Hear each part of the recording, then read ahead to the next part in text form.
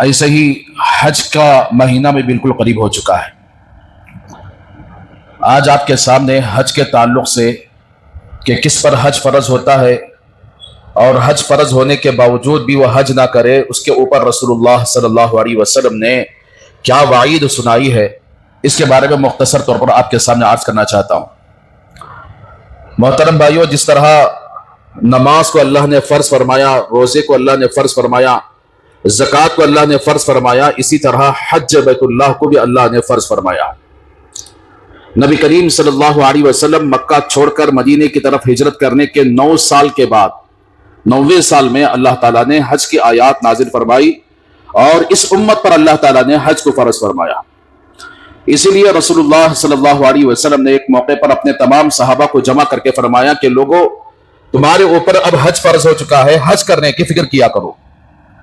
اور خود رسول اللہ صلی اللہ علیہ وسلم نے دنیا سے وفات پانے کے 3 مہینے پہلے آپ نے صحابہ کی ایک بڑی جماعت کے ساتھ حج فرمایا، جس کو حجۃ الوداع کہا جاتا ہے۔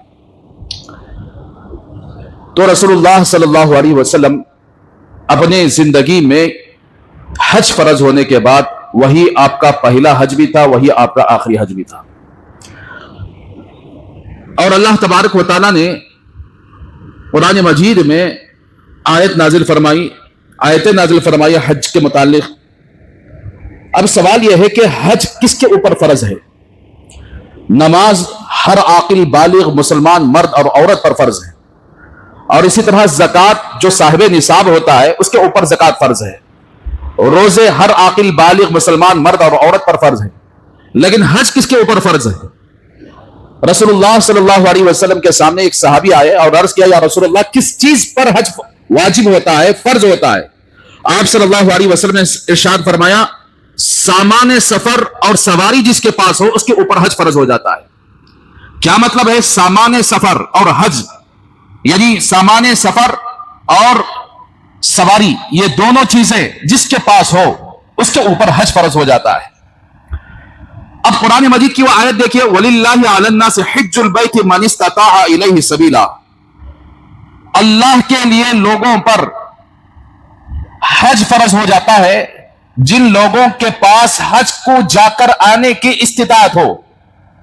وَمَنْ كَفَرَ، جس نے انکار کیا، اللہ کے اس حکم کو ماننے سے انکار کیا، فَإِنَّ اللَّهَ لَغَنِيٌّ عَنِ الْعَالَمِينَ، یقیناً اللہ تعالیٰ جہاں والوں سے بے پرواہ ہے۔ تو اب اس آیت کو اور رسول اللہ صلی اللہ علیہ وسلم کی اس حدیث کو، اس جواب کو رکھ کر اگر دیکھا جائے تو پتہ چلتا ہے کہ جس کے پاس سامان سفر ہو، یعنی یہاں سے لے کر جس گاؤں کے اندر رہتے ہو، اس گاؤں کے اندر رہ کر فقہا نے یعنی آسانی کے ساتھ ہمیں سمجھانے کے لیے حج کس کے اوپر فرض ہوتا ہے؟ جو عقل مند ہو، عاقل ہو، بالغ ہو، مسلمان ہو، اور اس کے پاس ضرورت سے زائد اتنا مال، اتنا پیسہ موجود ہو کہ جس مال اور پیسے کی وجہ سے یہاں سے لے کر حج کو جا کر واپس آنے تک اس کے لیے یعنی توشہ ہو، کھانے پینے کا انتظام ہو، اور اس کے لیے کوئی سواری ہو، چاہے خاص اس کی سواری ہو یا کرائے کی سواری ہو، اتنا، اور گھر والوں کے اوپر جو نفقہ واجب ہے، یعنی گھر والوں کو جو پالنے کا اس کے اوپر حق واجب ہے، اتنا پیسہ، اس سے زائد پیسہ موجود ہو تو پھر ایسے آدمی کے اوپر حج فرض ہو جاتا ہے۔ یعنی مثال کے طور پر آج کے زمانے میں جس کے پاس 5 لاکھ روپے موجود ہو، اور 5 لاکھ روپے میں اس کا ویزا، ٹکٹ اور جانے آنے، وہاں پر رہنے کا سارا خرچ 5 لاکھ روپے میں ہو جاتا ہے، جس کے پاس ساری چیزوں سے ہٹا کر زائد 5 لاکھ روپے جس کے پاس موجود ہو، اس کے اوپر حج فرض ہو جاتا ہے۔ اسی طریقے سے عورت کے اوپر حج اس وقت فرض ہوتا ہے جب عورت کے پاس مال 5 لاکھ سے زائد کا مال موجود ہو، اور اس کے ساتھ محرم، یعنی اس کا شوہر، جیسے اس کا شوہر ہے یا اس کا باپ ہے، اس کا بیٹا ہے، بھائی ہے، چچا ہے، ماموں ہے، یہ سب کیسے بات یہ محرم ہے، ساتھ اس کا محرم موجود ہو، اور حج کو جا کر واپس آنے تک محرم کی نگرانی میں، سرپرستی میں وہ حج کرتی ہو، تو ایسی صورت میں عورت کے اوپر حج فرض ہو جاتا ہے۔ اور کسی عورت کے پاس مال تو ہے، پیسہ ہے ضرورت سے زائد، لیکن ساتھ میں لے جانے والے شوہر کا اتنا پیسہ نہیں ہے، محرم کو ساتھ لے جانے کا کوئی اتنا انتظام نہیں ہے، یا رشتہ داروں میں کوئی ایسا فرد، کوئی ایسا محرم مرد اس کو ساتھ لے جانے کا کوئی انتظام نہیں ہے، تو اس عورت پر حج فرض نہیں ہے۔ آج کل کے یہودیوں کی حکومتوں نے کیا کیا؟ यानी एक कानून बनाया कि भाई मर्द भी अलग तरीके से हज कर सकता है, औरत भी तन्हा हज कर सकती है। हालांकि ये शरीयत के खिलाफ बिल्कुल कानून, ये कानून जो बनाया गया है ये शरीयत के खिलाफ है। औरत के ऊपर उसी वक्त हज फर्ज हो सकता है जब उसके पास जरूरत से ज्यादा माल हो, जाने आने का खर्च उसके पास मौजूद हो, साथ में महरम हो, तब उसके ऊपर हज फर्ज हो जाता है। तो इसीलिए अपनी औरतों को चिच्चा के बेटे के साथ, मामू के बेटे के साथ, खाला के बेटे के साथ जो उसके लिए नामहरम होते हैं, यानी जिनसे उनका निकाह जायज हो जाता है, ऐसे मर्दों के साथ औरत को भेजने की इजाजत नहीं है। या कोई काफिला जा रहा है हज के लिए, उन काफिले वालों में अगर नामहरम मर्द मौजूद हैं और उसको, उस औरत को उस काफिले के साथ भेज दिया जाए, समझो कि यह औरत बड़ी गुनहगार होगी। इसलिए औरत के ऊपर उसी वक्त हज फर्ज होता है जब उसके साथ महरम हो और जरूरत से ज्यादा असली माल हो। तो बहरहाल ये अल्लाह के रसूल सल्लल्लाहु अलैहि वसल्लम ने और अल्लाह ताला ने हज फर्ज होने के लिए शर्त बना दी है कि जिसके पास इतना पैसा मौजूद हो, जाने आने तक का इंतजाम हो, घर वालों के नफके का इंतजाम उसके पास जायद हो, तो उसके ऊपर हज फर्ज हो जाता है। सबसे पहले हज के फजाइल सुनिए। रसूलुल्लाह सल्लल्लाहु अलैहि वसल्लम हजरत सहाबा को किसी बात के लिए उभारते तो सबसे पहले उसकी फजीलत बयान करते। इंसान फजीलत सुनकर उसके अंदर अमल करने का एक जज्बा पैदा हो जाता है। इसलिए सबसे पहले मैं आपके सामने हज के फजाइल आपके सामने बयान। एक हदीस के अंदर रसूलुल्लाह सल्लल्लाहु अलैहि वसल्लम ने फरमाया, जो कोई बंदा एहराम बांधकर लब्बैक अल्लाहुम्मा लब्बैक ला शरीक लक लब्बैक इन्नल हम्द वन निअमत लक वल मुल्क ला शरीक लक, जिसे तलबिया कहते हैं, पढ़ना शुरू करता है, जहां से एहराम बांधकर वो निकलता है और तलबिया पढ़ते हुए एहराम की हालत में निकलता है, तो अल्लाह के रसूल सल्लल्लाहु अलैहि वसल्लम फरमाते हैं उसके आसपास की चीजें, चाहे वो घर के दीवार क्यों ना हो, जमीन क्यों ना हो, झाड़ क्यों ना हो, दरख्त और पत्थर क्यों ना हो, जानवर क्यों ना हो, सब के सब इस मुहरिम के साथ, एहराम बांधने वाले के साथ तलबिया पढ़ते हैं। और कल क़यामत के दिन जितने मखलूक ने, चाहे उस मखलूक के अंदर जान हो या यानी बेजान हो, दीवार देखने में आकर क्या बेजान नजर आती है, लेकिन अल्लाह ताला की निगाह में यह जानदार है। पत्थर देखने में बेजान नजर आता है, अल्लाह की निगाह में आकर के जानदार है। झाड़ इंसान की निगाह में बेजान नजर आता है, अल्लाह की निगाह में जानदार है। दुनिया का जर्रा जर्रा जिस मट्टी के ऊपर चलकर जाता है, उसका जर्रा जर्रा उसके साथ तलबिया पड़ता है। कल क़यामत के दिन अल्लाह के सामने जब उसकी पेशी होगी, तो ये सारी मखलूकात जो इसके साथ तलबिया पड़े थे, अल्लाह के सामने आकर गवाही देंगे कि अल्लाह, इसने एहराम बांधने की हालत में तलबिया पढ़ा है, हम इसके गवाह हैं। एक हदीस के अंदर रसूलुल्लाह सल्लल्लाहु अलैहि वसल्लम फरमाया कि जिसने एहराम की हालत में सुबह से लेकर शाम तक तलबिया पढ़ते हुए गुजार दिया, सूरज गुरूब नहीं होता इल्ला ये कि उसके गुनाहों को साथ लेकर गुरूब हो जाता है। यानी सुबह से लेकर शाम तक एहराम की हालत में तलबिया पढ़ता है हाजी या उम्रा करने वाला, तो शाम जब आकर सूरज गुरूब होता है, अल्लाह ताला उसकी शाम तक उसकी मग़फ़िरत फरमा देते हैं। तो फिर अंदाजा लगाओ, हज का सफर एक ऐसा माबरकत सफर है जिसमें इतने फजाइल अल्लाह के रसूल सल्लल्लाहु अलैहि वसल्लम ने बयान फरमाए।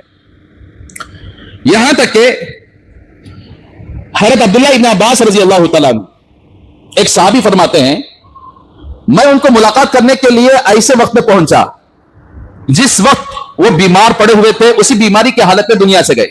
और अब्दुल्लाह इब्न अब्बास रज़ी अल्लाह तआला अन्हु बड़े फकीह और बड़े मुफस्सिर हैं, उनकी तफसीर पूरी दुनिया के अंदर हर आलिम उनकी तफसीर को मानता है। और अब्दुल्लाह इब्न अब्बास रज़ी अल्लाह तआला अन्हु का बचपना रसूलुल्लाह सल्लल्लाहु अलैहि वसल्लम के साथ गुजरा है। अल्लाह के रसूल सल्लल्लाहु अलैहि वसल्लम की ढेर सारी दुआएं उनके साथ मौजूद है। अब्दुल्लाह इब्न अब्बास के पास एक सहाबी पहुंचे, ऐसी हालत में कि उनका इंतकाल हो रहा था। वो अपने बेटों को साथ में बिठाए हुए थे, अपने बेटों को वसीयत कर रहे थे। आज कोई किसी का मौत का वक्त आ जाए, वो अपने बेटों को बुलाकर वसीयत करे तो कहता है कि मेरा फलां बाग वहां पर मौजूद है, तुम उसकी हिफाजत कर लेना, तुम इसमें तकसीम कर लेना, मेरा फलां घर फलां फ्लैट वहां पर मौजूद है, मेरी दुकान मेरा कारोबार तुम कौन कौन संभालोगे। इसलिए कि ये दुनियादार आदमी है, दुनिया की सोच रखता है और जाते हुए भी अपने बेटों को दुनिया हवाले करके जाता है। लेकिन अब्दुल्लाह इब्न अब्बास रज़ी अल्लाह तआला अन्हु जो रसूलुल्लाह सल्लल्लाहु अलैहि वसल्लम के चचाजाद भाई हैं, और ये लोग तो आखिरत के लिए जिए और आखिरत के लिए दुनिया से रुखसत हुए। ये लोग जन्नत के हिर्स में जिए, जन्नत को पाने के लिए उन्होंने पूरी जिंदगी गुजारकर आखिरत के लिए निकल गए। और हमारी तरह तुम्हारी तरह ये दुनियादार नहीं हुए। लेकिन जब इंतकाल हो रहा था, उस वक्त अपने बेटों को बुलाकर कह रहे थे कि मेरे बेटो, मैंने अपने इन कानों से मेरे यानी रसूलुल्लाह सल्लल्लाहु अलैहि वसल्लम से कहते हुए सुना। क्या कहते हुए सुना? जब तुम हज का इरादा करो, हज को जाने के लिए मक्के से निकलो, इसलिए कि उन लोगों का शहर ही मक्का था और वो जीते थे उसी शहर के अंदर। तो हज़रत अब्दुल्लाह इब्न अब्बास रज़ी अल्लाह तआला अन्हु फरमाते हैं, मक्के का शहरी جو काबत अल्लाह से उनका घर थोड़े फासले पर मौजूद हो या किसी दूसरी जगह मौजूद हो मक्के के अंदर, तो अब्दुल्लाह इब्न अब्बास फरमाते हैं जब तुम हज के लिए निकलो तो पैदल निकलो मक्के से, जब तुम वापस लौट जाते हो तो मैंने अपने इन कानों से रसूलुल्लाह सल्लल्लाहु अलैहि वसल्लम से सुना है कि एक एक कदम के बदले अल्लाह ताला तुम्हारे लिए हरम की नेकियों में से 700 नेकियां अता फरमाएंगे जब तक कि तुम अपने घर को वापस ना लौटो। तो बेटों ने अर्ज किया अब्बा जान हरम की नेकियां 700 नेकियों से क्या मुराद है? तो अब्दुल्लाह इब्न अब्बास रज़ियल्लाहु तआला अन्हु ने फरमाया हरम की एक नेकी 1,00,000 नेकी के बराबर है जो गैर हरम में रहते हैं। ऐसे 700 नेकियां हरम की, अंदाजा लगाओ 7 अरब नेकियां हो जाएंगी। तो एक कदम पर उतना सवाब जब तक कि तुम वापस अपने घर ना लौट जाओ। जो कोई हरम के अंदर रहते हुए, मक्के में रहते हुए जब हज करने के लिए जाता है तो अब्दुल्लाह इब्न अब्बास अपने बेटों को ऐसे फरमाए पैदल जाओ, सवारी पर ना जाओ। जो कोई दूर इलाके से चला जाता है तो फिर ऐसी सूरत में उसके सवाब का क्या कहना, उसके हर कदम कितने कदम वो डालेगा, क्या क्या मशक्कत वो बर्दाश्त करेगा, हर चीज पर अल्लाह तबारक व तआला उसका सवाब अता फरमाने वाले। चुनांचे अनस इब्न मालिक रज़ियल्लाहु तआला अन्हु एक सहाबी जो रसूलुल्लाह सल्लल्लाहु अलैहि वसल्लम के खादिम खास थे, मस्जिद खीफ जो मीना के अंदर मौजूद है, अल्लाह के रसूल सल्लल्लाहु अलैहि वसल्लम के साथ सहाबा बैठे हुए थे। 2 सहाबी, एक अंसारी सहाबी थे, एक सक़फ़ी सहाबी थे। ये दोनों रसूलुल्लाह सल्लल्लाहु अलैहि वसल्लम की खिदमत में हाजिर हुए और अर्ज किया या रसूलुल्लाह हम कुछ आपके पास मालूमात लेने के लिए आए हैं, कुछ बातें आपके सामने सवाल करने के लिए आए हैं ताकि आप उसका जवाब दे दे। रसूलुल्लाह सल्लल्लाहु अलैहि वसल्लम फरमाया क्या तुम खुद सवाल करोगे या मैं खुद तुम्हारे सवाल करके उसका जवाब दूं? तुम सवाल करोगे मैं जवाब दूं या मैं खुद तुम्हारे दिल के अंदर जो सवालात आए हुए हैं उन सवालों को आपके सामने पेश करूं और उसका जवाब दूं? दोनों सहाबा ने अर्ज किया या रसूलल्लाह बेहतर यह है कि आप खुद ही हमारे सवाल जो हमारे दिलों के अंदर मौजूद हैं वो आप ही बता दें, उसका जवाब भी बता दें ताकि हमारे ईमान में इजाफा हो जाए। उन सहाबा ने यह नहीं फरमाया कि या रसूलल्लाह आप आलिमुल गैब है, यह नहीं फरमाया। जब भी कोई मसला ऐसा होता है तो जिब्राइल अमीन अल्लाह के पास से आ जाते हैं, अल्लाह के नबी को सारी बातें बता देते, इसलिए अल्लाह आलिमुल गैब है, न कि रसूलुल्लाह आलिमुल गैब है। तो इसलिए जो कोई बंदा इस तरह का अकीदा रखता है कि रसूलुल्लाह आलिमुल गैब है, गोया उसने अल्लाह के साथ नबी को पार्टनर बनाया। तो अब उन सहाबा ने अर्ज किया रसूलुल्लाह आप खुद भी सवाल बता दें जो हमारे दिलों के अंदर है, आप उसका जवाब भी बता दें। रसूलुल्लाह सल्लल्लाहु अलैहि वसल्लम ने फरमाया आप अपने घर से इसलिए आए हो मेरे पास सवाल करने के लिए कि तुम्हारे दिलों के अंदर यह सवाल है, जो कोई बंदा हज करने के इरादे से अपने घर से निकलता है तो घर से निकलने पर उसका क्या अजर है, और इसी तरह काबतुल्लाह के पास पहुंचकर तवाफ करने पर उसका क्या अजर है, उसके बाद सफा मरवा की साई करने पर उसका क्या अजर है, उसके बाद अरफात के मैदान में ठहरने पर उसका क्या अजर है, उसके बाद यानी रमी करने पर उसका क्या अजर है, और उसके बाद कुर्बानी करने पर उसका क्या अजर है, उसके बाद यानी तवाफ ज़ियारत करने पर और हलक सर मुंडवाने पर उसका क्या अजर है। तुम इन बातों को पूछने के लिए आए हो। तो उस वक्त उन सहाबा ने अर्ज किया कि कसम है उस पाक जात की जिसके कब्जे में मेरी जान है कि कसम में खुदा हमारे दिलों के अंदर यही सवालात थे, अल्लाह ने आपको हक देकर भेजा है, उस जात की कसम खाकर कहते हैं वाकईतन हमारे दिलों के अंदर यही सवालात हैं। तो रसूलुल्लाह सल्लल्लाहु अलैहि वसल्लम ने उनके जवाबात फरमाए, जवाबात फरमाए। सबसे पहले फरमाया अगर तुम हज के इरादे से घर से निकलते हो, हर एक कदम पर एक गुनाह मिटा दिया जाता है और एक नेकी लिखी जाती है, एक गुनाह मिट जाता है और एक नेकी लिख दी जाती है। और जब तुम काबतुल्लाह के पास आकर तवाफ करते हो, एक गुनाह मिटा दिया जाता है हर कदम पर और एक नेकी लिखी जाती है और एक दर्जा बुलंद कर दिया जाता है। और जब तुम सफा मरवा की साई करते हो तो सफा मरवा की साई करने में अल्लाह तबारक व तआला तुम्हारे बनु इस्माइल के एक गुलाम आजाद करने का सवाब, यानी अरबी गुलाम आजाद करने का सवाब, एक तो आम गुलाम होता है, एक अरबी गुलाम जो रसूलुल्लाह सल्लल्लाहु अलैहि वसल्लम अरबी नस्ल है, ये गुलाम आजाद करने का बहुत बड़ा सवाब होता है। तो सफा मरवा की साई करने पर अल्लाह तबारक व तआला वो सवाब अता फरमाएंगे। फिर उसके बाद یعنی عرفات کے میدان میں وہ ٹہرتا ہے, صبح سے لے کر شام تک ٹہرتا ہے. اللہ تعالیٰ آسمان دنیا پر تشریف لاتے ہیں اور اللہ تعالیٰ اعلان کرتے ہیں اپنے فرشتوں کے اندر کہ میرے فرشتوں دیکھو یہ میرے بندے ہیں, عرفات کے میدان میں ٹہرے ہوئے ہیں, اور یہ پرا گندہ بال لے کر آئے ہیں, اپنے کپڑوں کا انہوں نے کچھ خیال نہیں کیا, اپنے چہروں کا انہوں نے خود خیال نہیں کیا. یہ لوگ آئے ہیں مجھ سے مانگنے کے لیے آئے ہیں, مجھے راضی کرنے کے لیے آئے ہیں. صبح سے لے کر یعنی جب تک وہ عرفات کے میدان میں ٹہرے گا, جو کچھ وہ دعائیں مانگے گا, اللہ تبارک و تعالیٰ فرماتے ہیں کہ جو کچھ یہ مانگیں گے اس کو بھی قبول کر لوں گا, جس کے حق میں یہ سفارش کریں گے اس کو بھی قبول کروں گا. ایک حدیث کے اندر رسول اللہ صلی اللہ علیہ وسلم فرمایا کہ حاجی آدمی جب حج کر کے واپس آتا ہے 400 گھرانوں کی سفارش کر سکتا ہے, 400 گھرانوں کی سفارش. اندازہ لگاؤ کہ حج معمولی عبادت ہے, تو اندازہ لگاؤ جس کے پاس مال موجود ہے وہ حج کر لینا چاہیے.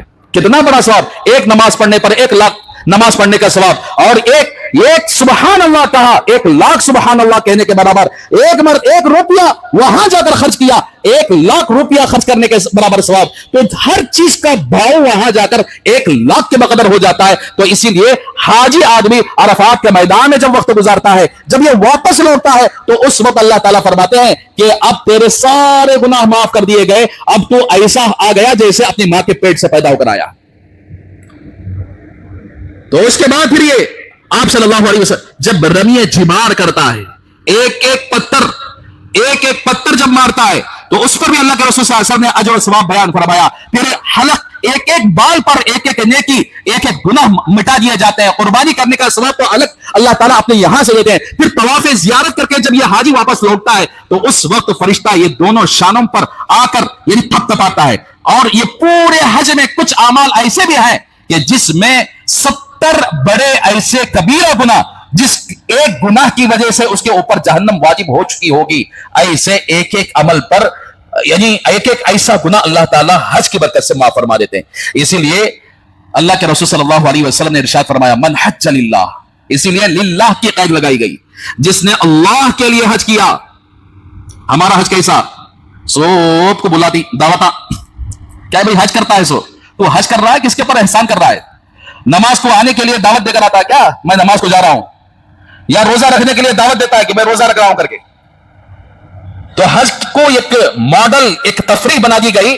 حج کو جانے سے پہلے نے کیا کرتا, بھائی حج کو جاتا ہوں سو کو رشتہ داروں کو دعوت دینا ہے, اور سب سے دیکھو کیا تو غلطی ہے تو معاف کر لو, کیا تو غلطی ہے تو معاف کر لو. اچھا اس سے پہلے یاد آئی نہیں کیا غلطی تیری, جب حج کو جا رہا ہے تب تیرا قرضہ بھی یاد آ جاتا ہے, تیری غلطیاں بھی یاد آ جاتی ہے, ساری چیزیں یاد آ جاتے ہیں. ادھر بہنوں کو لوٹ ماری کر کے وراثت میں حق دیا نہیں, اس طرح انہوں کو جب معاف کر لو.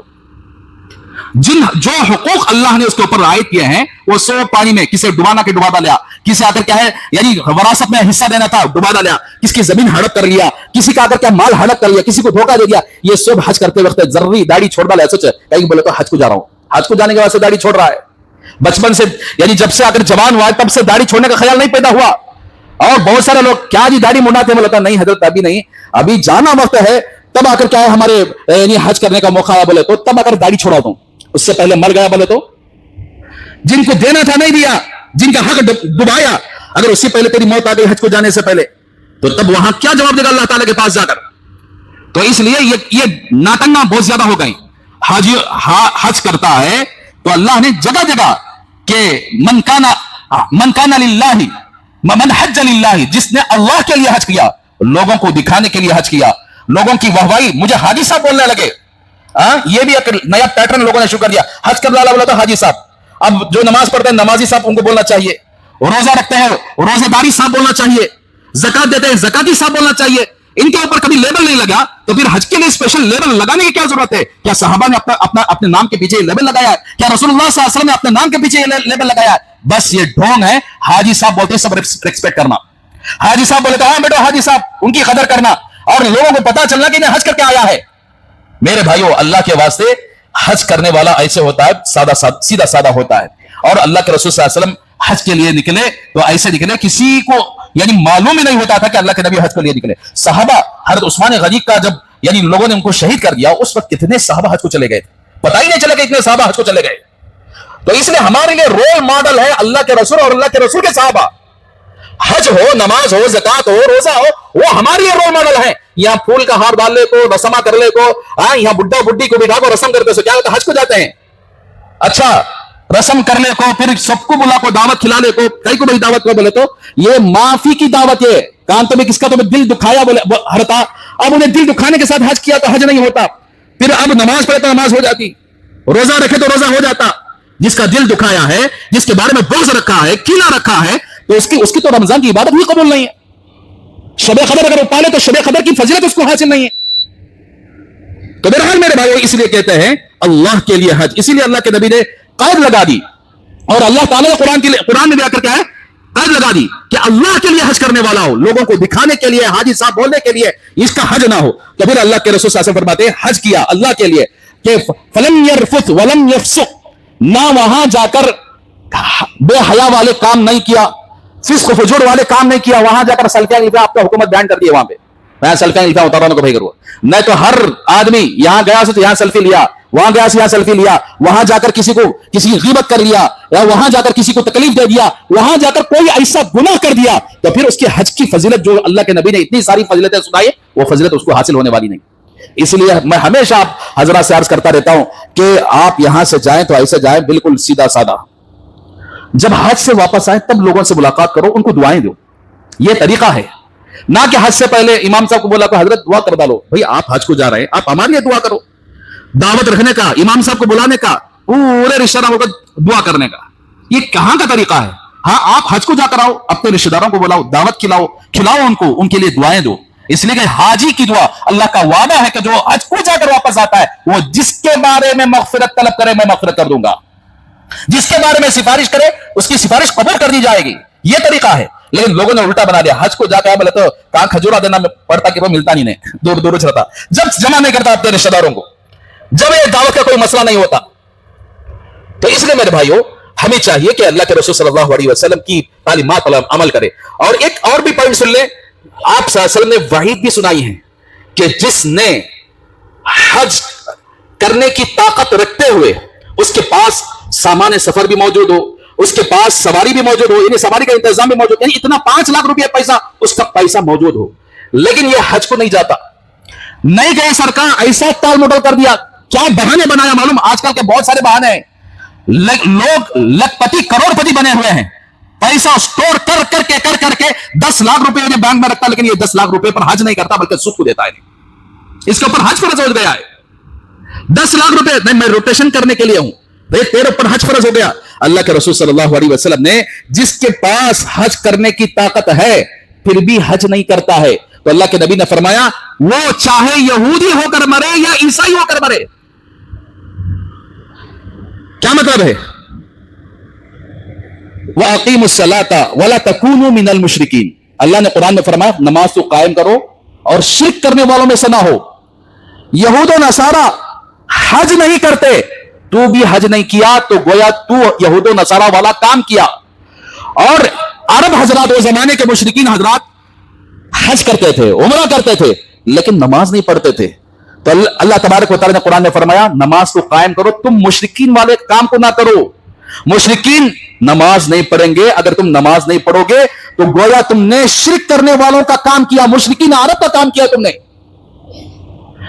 तो इसी तरीके से जिसके पास हज करने की ताकत है, मिसाल के तौर पर कमाया जमाया, घर के अंदर बेटियां हैं, 2-3 बेटियां हैं, 10-15 लाख रुपए जमा कर रख दिया, क्या भाई हज नहीं करता? नहीं, बच्चियों की शादी करना है, ये 15 लाख रुपए तेरे पास है, ये 15 लाख रुपए होने की वजह से तेरे ऊपर हज फर्ज हो गया। शादी में जोड़े घोड़े का पैसा देना फर्ज नहीं है, बल्कि जिसके पास हज करने के जाकर आने के सफर का इंतजाम, पहुंचने का इंतजाम, घर वालों के नफके का इंतजाम कर दिया, उसके ऊपर हज फर्ज हो जाता है। अभी नहीं बहाना हो रहा, बच्ची की शादी के लिए पैसा रखा हूं, जब तक तू वो पैसा रखेगा तू गुनहगार होगा। अगर तूने इसी बहाने से उस पैसे को रखा, उसी हालत में मौत आ गई, तो अल्लाह के नबी का फरमाया ये आदमी यहूदी होकर मरा कि ईसाई होकर मरा कि। दूसरा पैटर्न, औलाद होती है, मां बाप होते हैं, एक फैशन बन गया। औलाद क्या करती है? क्या भाई हज को जाती क्या? तुम्हें बोला नहीं, सबसे पहले मां बाप को हज कराना, जबकि औलाद कमाती है, औलाद के पास पैसा होता है और मां बाप के पास पैसा नहीं होता। ये अजनबी बना लिया, देखो नहीं, मां बाप को हज कराने के बाद कुछ मैं करो, تو اگر اس نے اس پیسے سے ماں باپ کو حج کرایا خود نہیں کیا تو یہ بڑا گنہگار ہوگا. اگر اسی حالت میں موت آئی سمجھو کہ یہودی بن کر مرا یا عیسائی بن کر مرا, کرسچین بن کر مرا. تو اس لیے اولاد کو چاہیے خود پہلے حج کریں. اگر آپ کے پاس اللہ نے اور دولت دی ہے تو ماں باپ کو ساتھ لے کر جائیں. تمہارے اوپر حج فرض ہوا ہے نہ کہ تمہارے ماں باپ کے اوپر. یہ دوسرا مسئلہ ہے. تیسرا مسئلہ, گھر بننے کے لیے پیسہ رکھا, اتنا پیسہ جمع کر رکھا. کیا بھائی کرو, گھر بننا ہے, پیسہ میرے پاس ٹائٹ ہے. جس کے پاس گھر بننے کا پیسہ تقریباً 25-30 لاکھ روپے ہو اور حج نہ کرے, سمجھ لینا کہ یہ یہودی بن کر مرے یا عیسائی بن کر مرے, اللہ کو کوئی فرق نہیں پڑتا. حضرت عبداللہ ابن عباس رضی اللہ تعالیٰ عنہ ایک حدیث کے اندر ارشاد فرمائے ہیں, فرمایا کہ جو کوئی آدمی کے پاس حج کرنے کی طاقت ہے لیکن نہیں کیا, مر گیا, کل قیامت کے دن اس کے پیشانی کے اوپر کافر لکھا ہوا ہوگا. اللہ اکبر. یہ عبداللہ ابن عباس رضی اللہ تعالیٰ عنہ فرما رہے ہیں. اس لیے میرے بھائیو اللہ کے واسطے آج کل تو